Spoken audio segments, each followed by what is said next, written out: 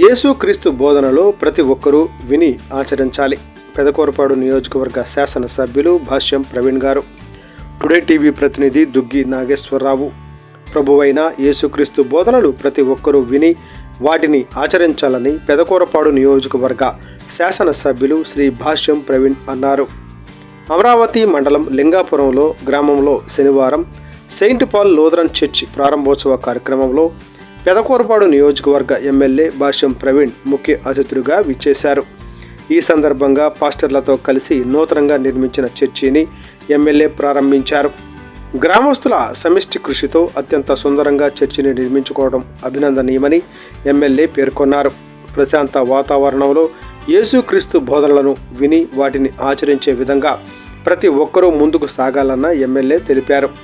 యేసుక్రీస్తు దీవెనలు రాష్ట్ర ప్రభుత్వం, నియోజకవర్గ ప్రజలపై మెండుగా ఉండాలని ఆయన ఆకాంక్షించారు.